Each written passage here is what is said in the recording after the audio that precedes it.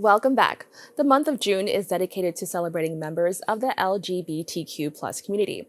NYC Pride is one of several organizations using their platform to uplift these marginalized communities and work towards a future without discrimination. Joining me to discuss their efforts is Co-Chair of NYC Pride, Sue Doster. Sue, thank you so much for joining me. Thank you for having me. It's a pleasure. Now, can you just talk about, heritage of Pride and, what that's all about?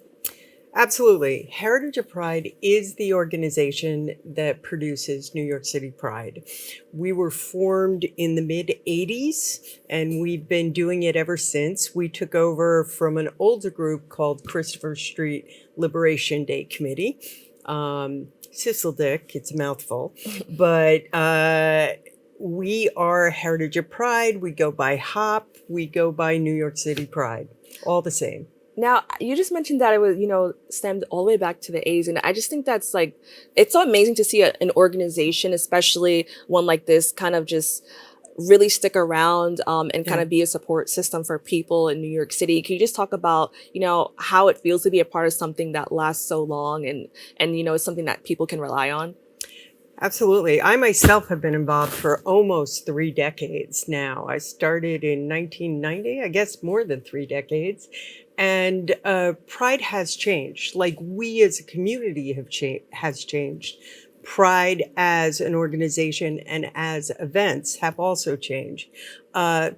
We tend to be a reflection of the values and goals of the community we serve. We are stewards of Pride. So way back, 30 years ago, Pride was very much a protest. Society was different. Stigma was way worse than it is now. And to just march down the street publicly sometimes took huge amounts of courage to do that. And now we have progressed. We still have a ways to go, but we have progressed, and the more celebratory aspects come out as well. But Pride was born of protest, and at our core, we continue to be a protest. And I like that there's the distinction between like a protest and celebration. I think that a lot of the times with marginalized communities, people feel like you always have to educate, which education is very important, but sometimes to just be and express joy and happiness is also like it's like almost in a way a sort of protest. So I'm so glad that you kind of like brought that up and kind of made that visible to people. Now, events are a huge part of your organization. Can you just tell us a little bit more about them Absolutely. and why they're so special? We have 8 amazing events this year for Pride. We try to have something for everything. We have Youth Pride for queer teens. We have the brunch, which celebrates Black chefs, Black small business owners. It happens right around Juneteenth. We have, Bliss, our women's dance, which celebrates women. We have Pride Island, our dance, which is primarily for men, but everyone is welcome, ends in fireworks. And of course, the march and the rally, we have a lot of amazing events. Now, I really want to talk about the brunch that's happening on June 18th. Now, I think it's pretty amazing. And this is a part of another question that I'm going to ask eventually. But can you talk a little bit more about the brunch and how it honors Juneteenth and Pride together? Absolutely. It used to be, when it was started, just a brunch, kind of cocktail brunch. But last year, it actually fell on Juneteenth. And with the current political climate and what was going on, we felt as an organization, we needed to do something to highlight the Black community in a positive way. Because there are amazing Black chefs, Black small business owners, people working every day, serving the community, but they may not have access to the same kind of resources that other businesses have. So because we see our view at our role as elevating more marginalized people and shining a spotlight on people who may not be able to find the spotlight on their own, we decided to keep the brunch as a celebration of Juneteenth. It will be going forward, and the event has been so well received by the community. It's absolutely heartwarming. Now, what I love is that there's an effort to acknowledge intersectionality between race, gender, and just any, thing that you identify as.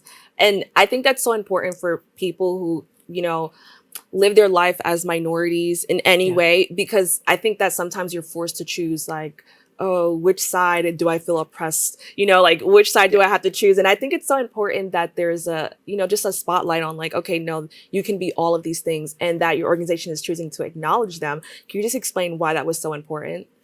Um, One of our core values as an organization is inclusivity and diversity. There are a lot of organizations that say those words and they're nice talking points, but we really try to live it.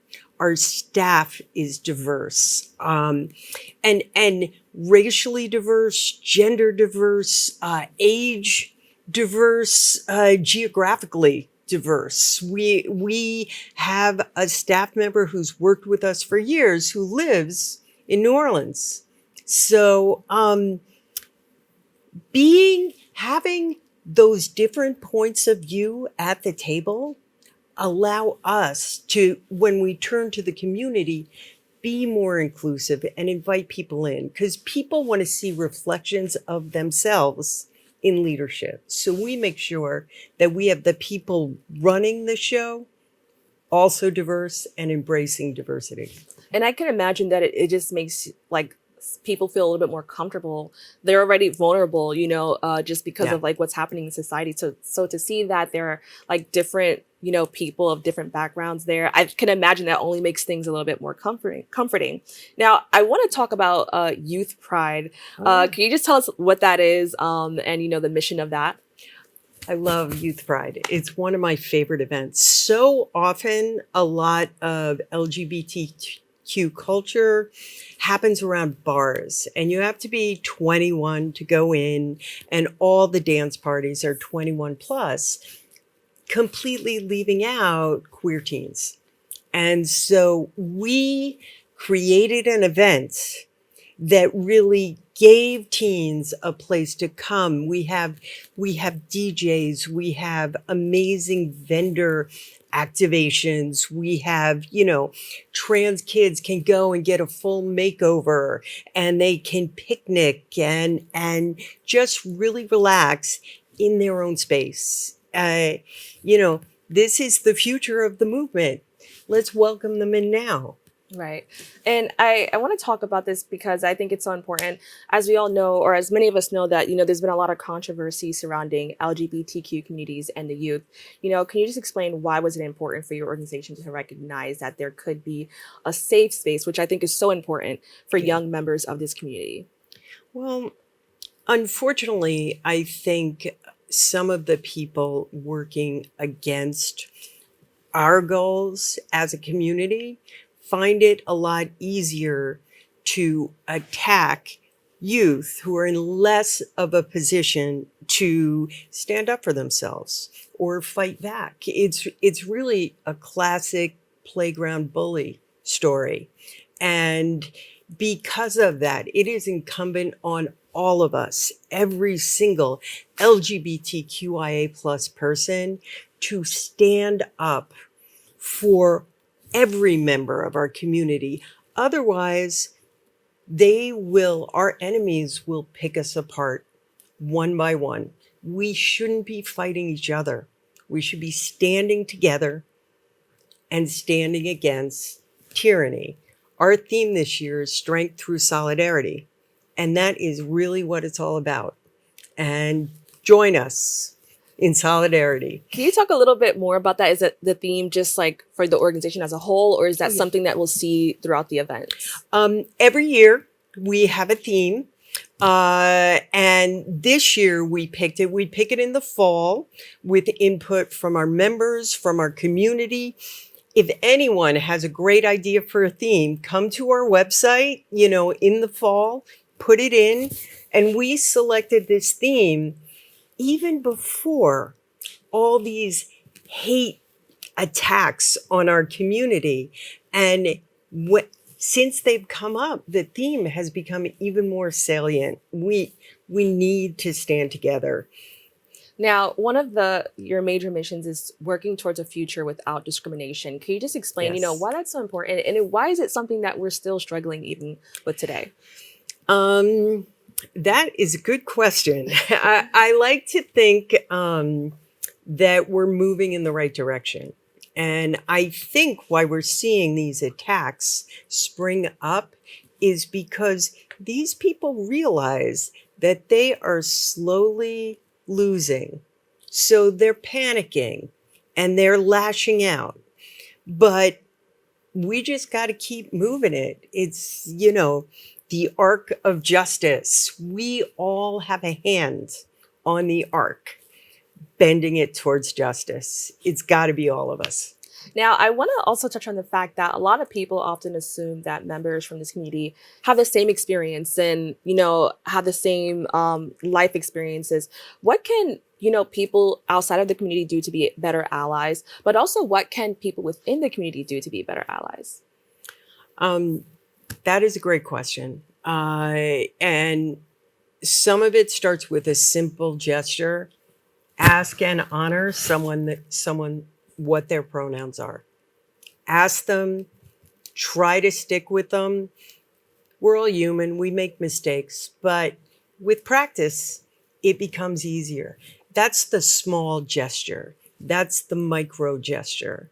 Going out, when you are working in a group, get involved in nonprofits and learn that not everyone comes to life from your point of view. There are cultural differences. There are socioeconomic differences, obviously race and gender. The more we can develop our own sense of empathy and compassion with the people we work with, the easier the trip will be, the journey will be for all of us. Well, I truly appreciate you taking the time to speak with us and informing me about this. So thank you so much. Certainly, it was a pleasure. Thank you. To find out more about NYC Pride Brunch on June 18th and all of their other events, please go to their website at www.nycpride.org or follow them on social media at NYC Pride. We've come to the end of our show today. I'd like to thank all of our guests for joining us and you, the viewers, for tuning in. If you missed any part of today's show, you can catch the recable cast at 5 and 10 p.m. on Optimum Channel 67 and Verizon Fios Channel 33, or watch anytime on the web at bronxnet.org. I'm Kibin Alleyne, wishing you and yours safety and wellness now and always. See you next time.